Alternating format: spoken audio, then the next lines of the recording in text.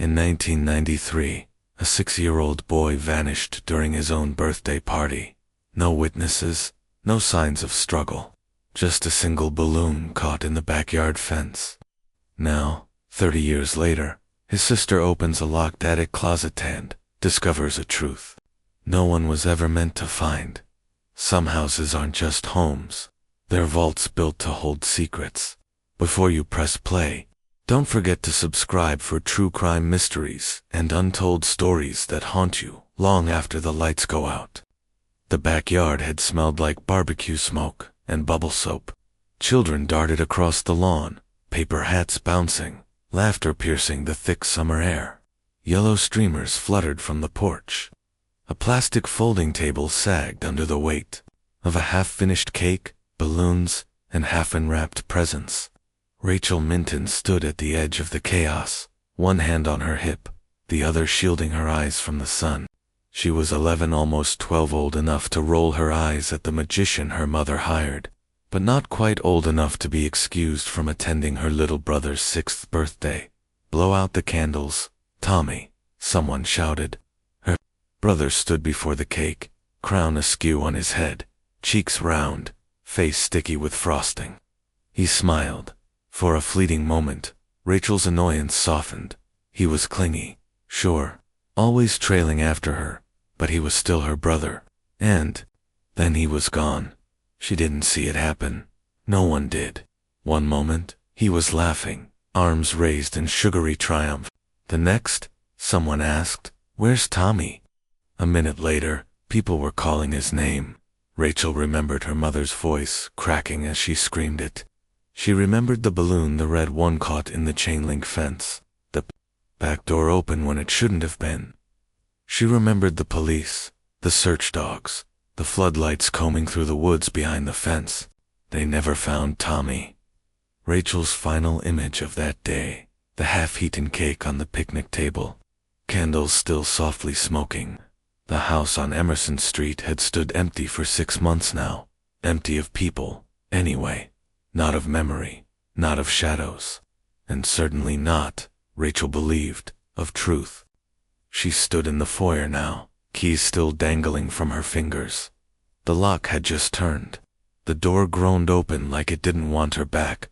Same scuffed hardwood floors, same crooked baseboard in the hall. And further down, the paint room that once belonged to Tommy. She didn't let herself look that way. It had been 30 years. Her mother was gone now, stroke, quick and quiet. Her father had died even earlier, bitter and drunk in a trailer after the divorce. No siblings, no extended family. The house was hers now. Sell it, clean it, move on. That's what the lawyer had said. But Rachel knew better. You don't move on from a place like this. You carry it with you room by room, breath by breath.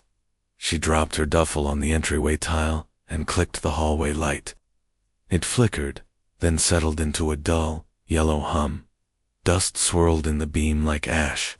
The air was stale mildew, attic rot, and something else. Something oddly sweet, like old crayons, like cake left out too long. She moved through the living room slowly, furniture hidden beneath sheets. A faded cross-stitch on the wall still read, "Bless this house in burgundy thread." Her mother's touch, frozen in time. Rachel hadn't been back since the move to assisted care. The lawyer handled probate. The appraiser took the pictures. Rachel signed papers from her apartment in Chicago. None of that mattered now. The market had cooled. No buyers. They have a hard time looking past the unsolved disappearance, the agent had said carefully, as if afraid to say the word missing. Rachel made it to the kitchen and poured herself a glass of water from the tap. It tasted metallic. She didn't care. Her phone buzzed. A message from her boyfriend. "You okay? House still haunted?" She didn't reply. Instead, she opened the back door and stepped onto the porch. The yard was wild now, weeds curling between cracked bricks. The chain-link fence still standing rusted now. And there, in the same spot as before, was where the red balloon had caught all those years ago, its string tangled in the jagged wire. Rachel's stomach nodded. Tommy had vanished from this yard. That fact had never changed. Dozens of people were there, children, parents, a magician, even the neighbor who'd grilled hot dogs. And not a single one had seen her brother leave. No scream, no struggle, no broken lock, just gone. Rachel inhaled, held it, exhaled, then turned and went back inside. She climbed the stairs.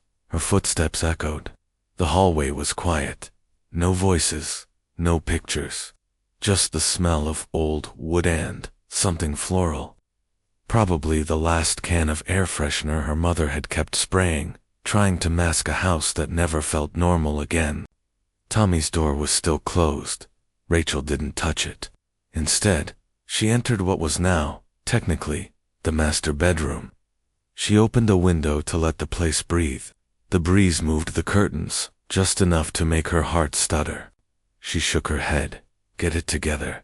The house had 2 floors, a finished basement, and a small attic. The attic she hadn't checked since childhood. Not since her mother had locked the upstairs closet and claimed the wood had swollen. Rachel had believed her then. Kids do that. Accept the stories they're told when they're too scared to hear the truth. But she was 39 now, and the door was still there, still locked. She grabbed a flashlight from the hall drawer, then climbed the narrow stairs to the attic. The boards groaned beneath her. At the top, a dusty alcove, and the same warped door nestled into the slanted wall, like a secret kept too long. Rachel stared at it, the closet her mother never opened. Its surface looked painted over a dozen times. The brass knob tarnished. A rusted keyhole glared up like an eye. She tried the handle, still locked. She stood there, one hand on the knob, the other gripping the flashlight, her heart pounding. It didn't make sense. But the longer she stood, the more she felt it. A pressure subtle, cold, like something behind that door was waiting. Not alive, but not dead either. She stepped away. Downstairs again, back to now. She spent the evening boxing dishes, folding sheets, airing out old rooms. In the garage, her father's tools were still in place, lined up with military precision. Hammer, screwdrivers, crowbar, and a set of lockpicks. She didn't remember him owning. At midnight, Rachel returned to the attic. No hesitation this time. She wedged the crowbar beneath the frame, braced her foot against the wall, and pulled. The wood cracked. The lock screamed, paint flaked, then up. The door jerked open 2 inches. A dry, sharp gust swept out. She staggered, coughing. The air inside reeked of mothballs and rot, of old fabric, and something far worse. Something that had once lived, and no longer did. Rachel raised the flashlight. The beam cut through the dust. A tiny space, barely the size of a walk-in closet. Shelves, a broken doll, a child's shoe, and on the floor, a stack of Polaroids. Rachel didn't breathe, didn't blink. Her hands shook as she reached down and lifted them. The top photo, Tommy, eyes wide, face pale, kneeling in the corner of a room she didn't recognize, clutching a stuffed bear missing since the day of the party. The next, Tommy again, older. The third, someone else, a girl. Rachel sank to her knees, ice in her veins. This wasn't a closet. It was a vault, a record, and someone, her parents, had locked it for a reason. Mara looked up. This town swallows its tragedies, she said, files them away, and pretends it's polite.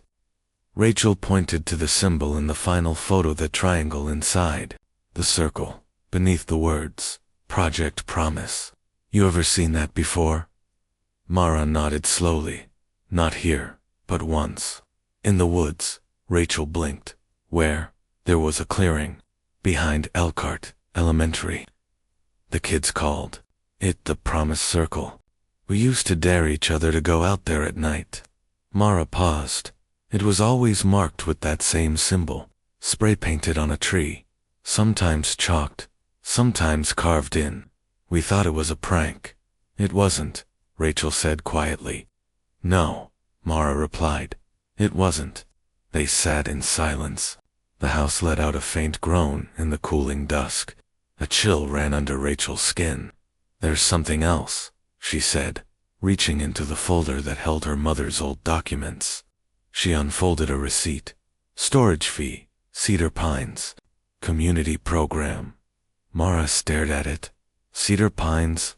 That was that old behavioral clinic upstate, closed after a scandal in the late 90s. Rachel's voice caught in her throat. Scandal. They found out the place was running unsanctioned studies on autistic kids' forced isolation, sensory deprivation, weird reward systems. No one was ever charged, but my mother had a receipt for them. Rachel's voice dropped. That means she was involved. Or your dad, Mara added. Or both. Rachel stood. There's something I haven't looked at yet. The basement. Rachel nodded. Mara rose too. Let's go. The basement hadn't changed. Same warped wooden stairs. Same damp, sour air. A weak bulb dangled from the ceiling, casting a dim cone of light across a concrete floor stained by decades. Rachel led. Her foot hit the final step with a hollow thud.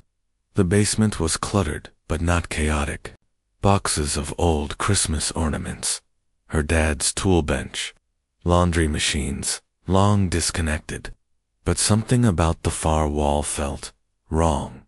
Too smooth, too clean. It didn't match the weathered cinder block around it. Rachel walked over and pressed her palm to the surface. Hear that? She asked. She knocked, hollow. Mara stepped closer. That's not original construction, she said. No, Rachel agreed.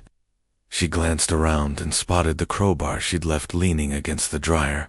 She grabbed it, wedged it into the seam between wall and floor, and pried. The drywall cracked with a sound like a bone breaking. Dust exploded behind it. A door, steel, painted the same beige as the wall, but unmistakably different. Industrial, windowless, no handle. Just a recessed keyhole and a small faded sticker. CPC promise. Controlled access only. Mara stepped back. Jesus Christ.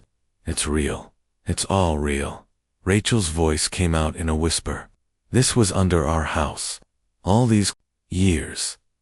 We need bolt cutters. Maybe. Maybe not. Rachel held up a finger. My dad's keys. They raced upstairs, breath tight, hearts pounding, not speaking. Rachel dug through the junk drawer in the hallway desk. Dozens of keys. One tagged garage, another labeled back gate.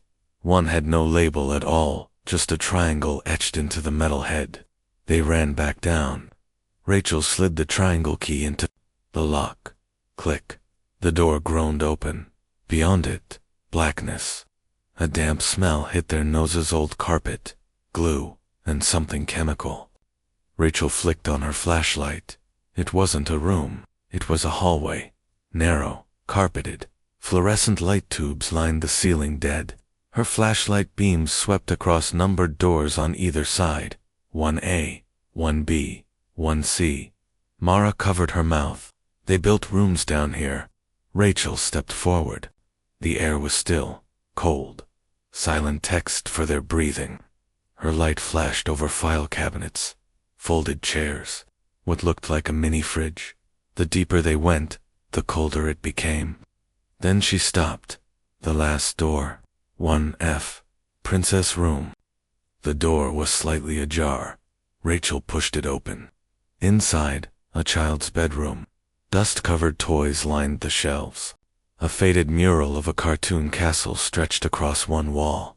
In the far corner, a twin bed with pink sheets. A camera mount hung empty near the ceiling.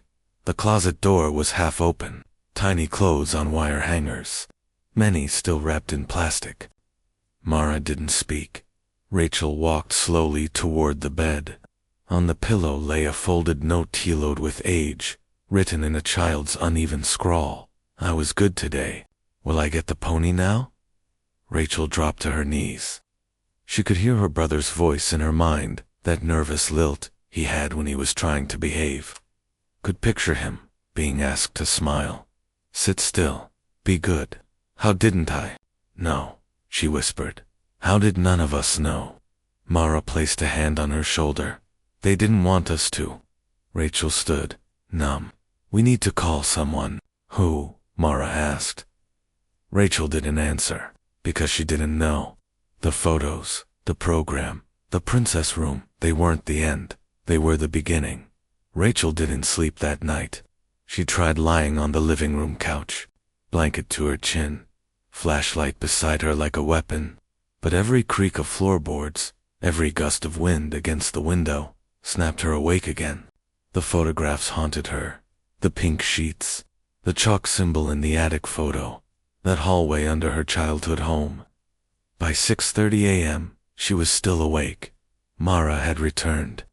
She wore leggings, a hoodie, her hair pulled back. She carried 2 coffees. I couldn't sleep either, she said. Rachel took the cup. Her hands were ice.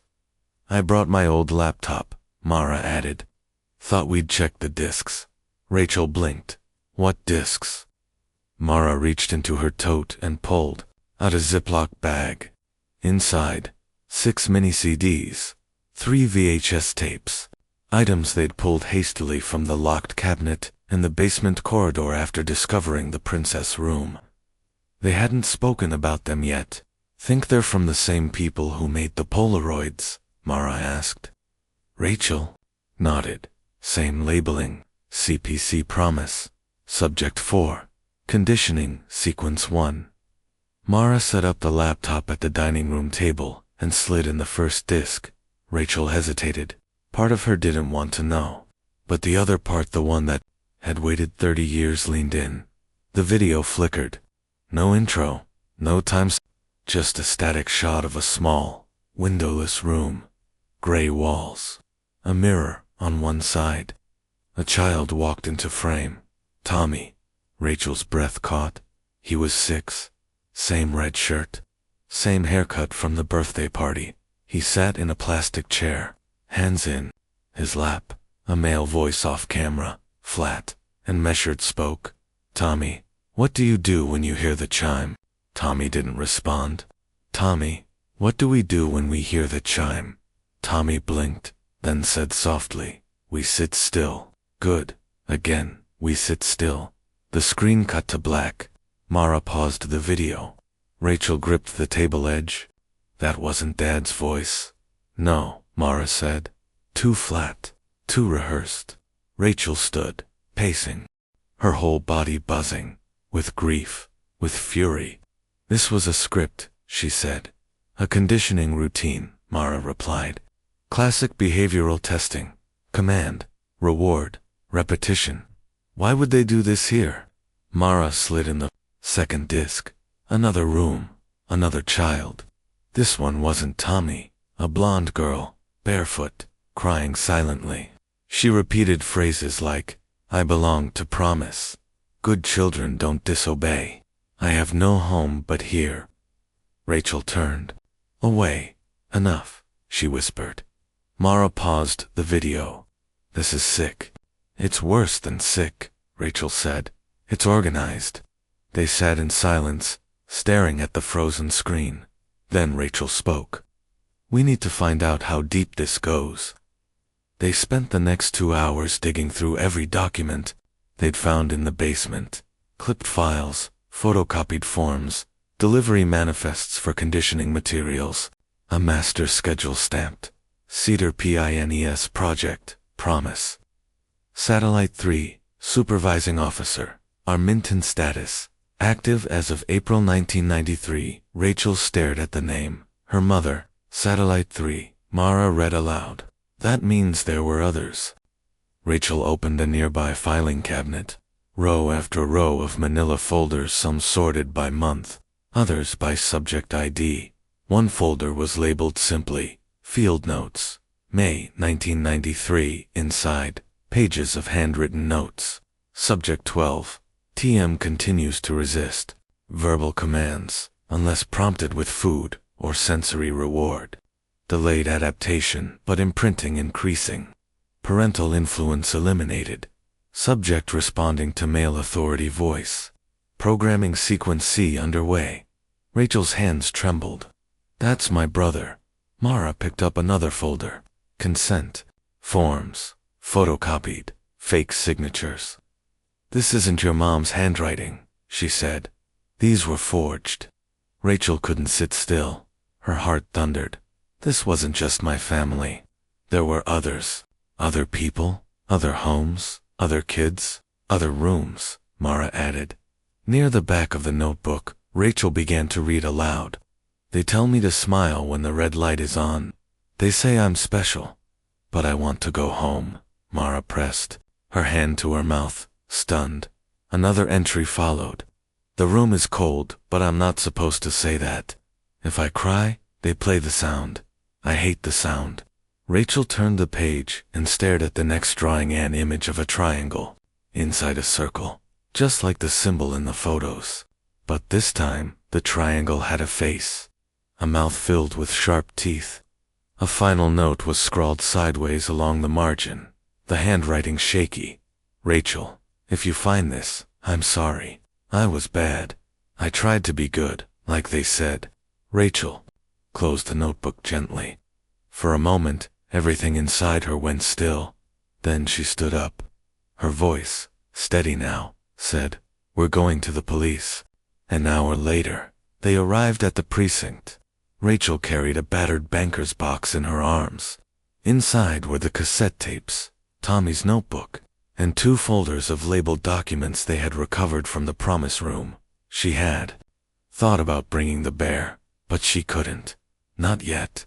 At the front desk, when asked why she was there, Rachel gave her name and said simply, "I found something under my house." She paused. "It's about my brother's disappearance. And other children too." They didn't ask more. 15 minutes later, a detective stepped into the waiting area. Late 50s, short-cropped gray hair, shirt sleeves rolled to the elbows. His name tag read, Lieutenant Mark Tolan. Rachel told him everything about the birthday party, the attic closet, the hidden hallway, the notebook, the photos, the symbols. She didn't exaggerate or speculate.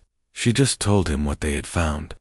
Mara sat beside her, quietly confirming details, filling in the gaps. Tolan listened, writing notes, his expression unreadable. When Rachel placed the notebook in front of him, he didn't touch it right away.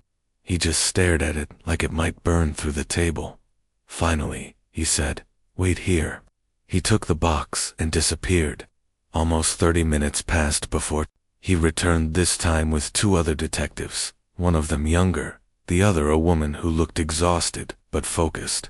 "We're opening an investigation," Tolan said, "effective immediately." Rachel swallowed. "You believe me?" He nodded slowly. "Let me be clear, Miss Mitten. What you brought in, it's not just a break in your brother's case. It's evidence of what may be a coordinated criminal operation, one that could still be active." Mara shifted beside her. "A ring," Tolan added. "We don't use that word lightly, but yes." He paused. "We'll be executing a warrant on the property tonight. A full forensic team will be deployed. We'll also coordinate with state and federal agencies, depending on what we find."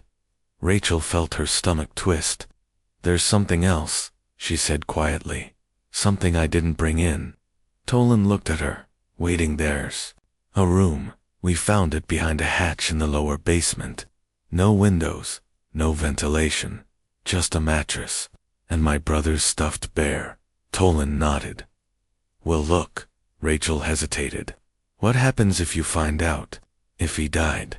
Down there." Tolan exhaled slowly. "Then we find out who made it happen, and we make sure it never happens again." That night, they returned to the house with a full forensic team. Yellow crime scene tape went up before the first evidence bags were filled.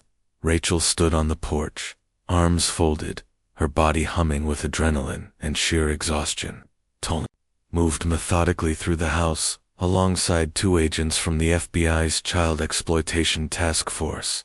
One of them, a woman in her early 40s, pulled Rachel aside. "My name is Agent Lowry," she said. "I'll be handling the digital media review. Rachel nodded, silent. We've seen groups like this before, Lowry continued.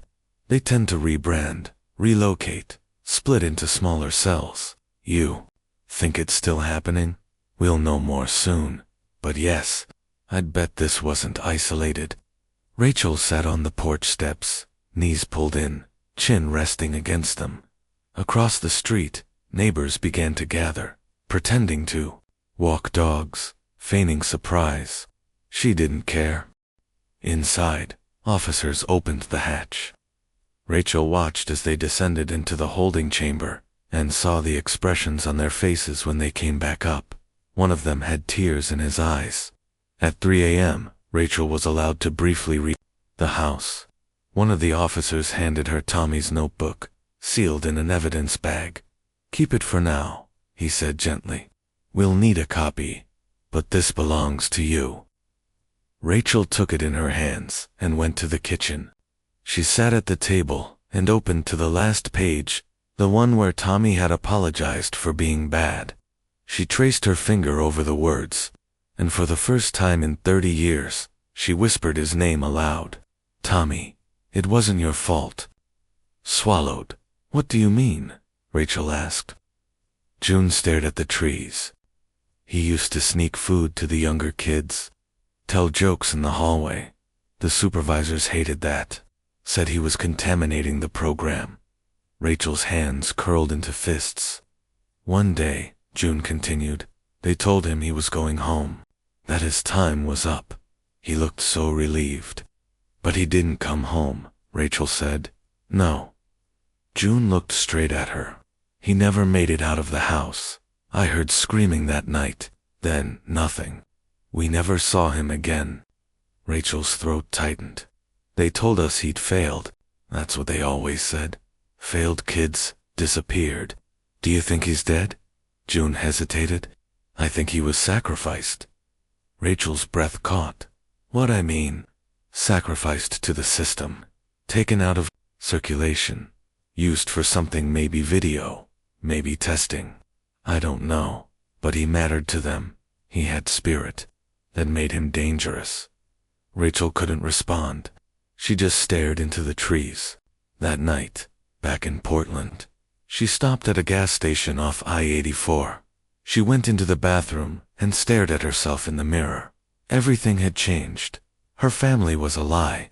Her house had been a prison. Her brother had been used. And yet, something still didn't fit. Something wasn't done. Because if Tommy had been taken, if his image had been used in the tapes, why wasn't he found in the house? Why wasn't there a file, a body, a final date? Why had someone gone to such great lengths to erase his last day? Rachel stared at her reflection, then reached into her coat pocket. She unfolded Tommy's last notebook page. If I'm lost, find Rachel, she whispered aloud. I'm not done, not yet. The tape surfaced during evidence logging. Rachel got the call from Lieutenant Tolan while sorting through her mother's documents for court. We missed it the first time, he said. One of the agents was reinventorying the princess room footage. Found a cassette, mislabeled, stashed inside a manila envelope, back of a false drawer. Rachel's heart skipped. What's on it? We're not sure. But it's marked, Tommy, final session. She drove to the precinct in 30 minutes flat. The video review room was dimly lit. A small CRT monitor sat on a steel cart, the tape already loaded. Agent Lowry stood beside it, arms crossed, her expression unreadable. Tolan sat at the edge of the table, a legal pad balanced on his knee. Rachel took the single chair in front of the screen. Whenever you're ready, Lowry said. Rachel nodded. The tape began. The image flickered to life-low resolution, grainy. The familiar walls of the promise room appeared. Pale pink, cartoon. Stickers along the trim. That cold, false cheerfulness Rachel now associated with programming. Tommy sat in the center of the frame. He looked older, maybe 8. Older than any photo Rachel had ever seen. His face was thinner. The dimples were gone, but the eyes, those were still her brother's. He wore a white t-shirt, pajama pants, no shoes, sat cross-legged on the floor, hands in his lap, motionless, off camera. A voice spoke. "Tell me what we say when we hear the signal, Tommy." A pause. Then Tommy's voice, soft but steady. "I am good. I do not run. I belong to the house." Rachel's stomach turned.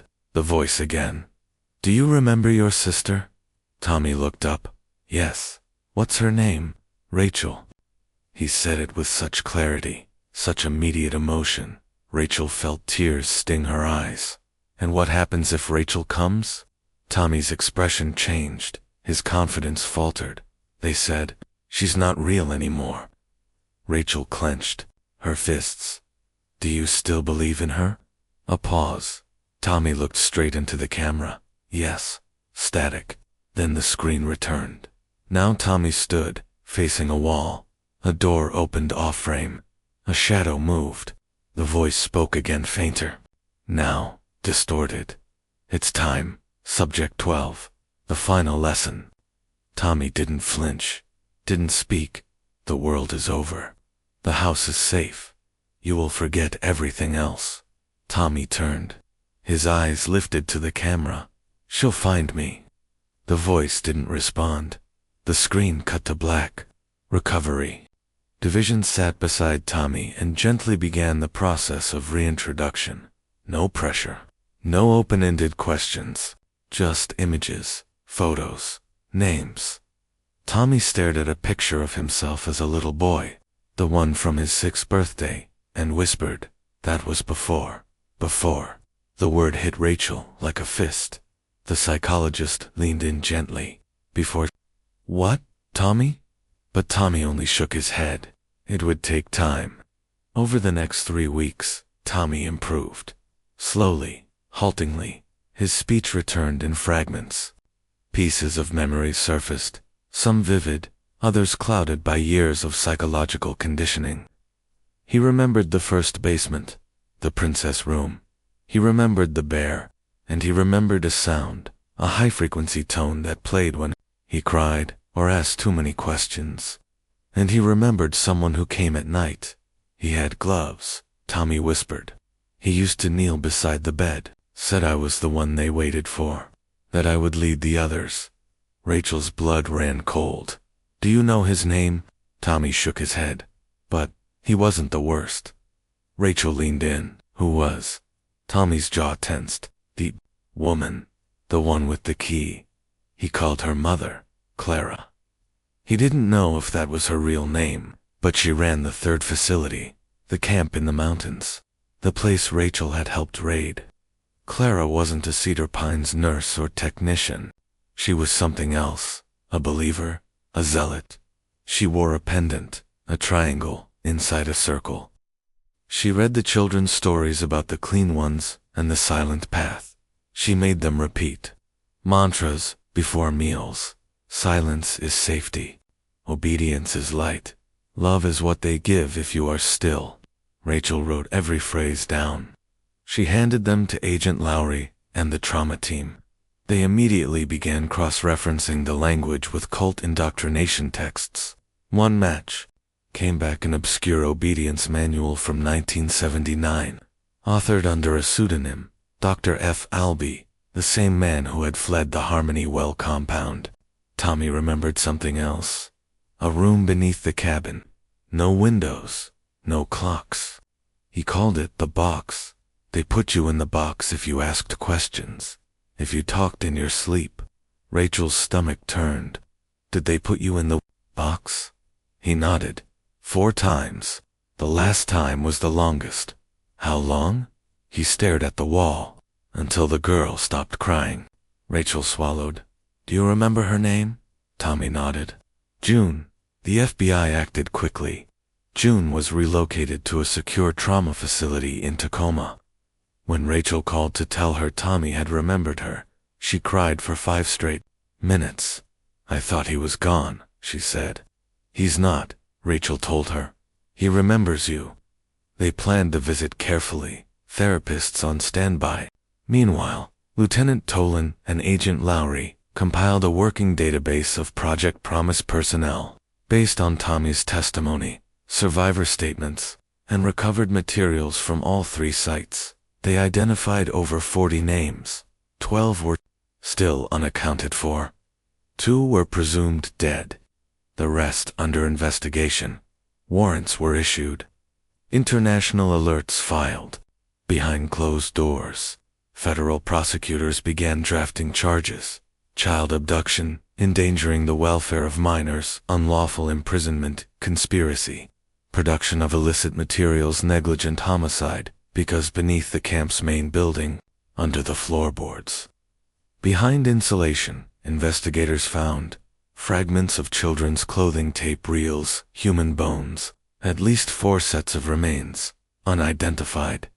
Scrawled beneath the concrete in black ink, they spoke when they shouldn't have.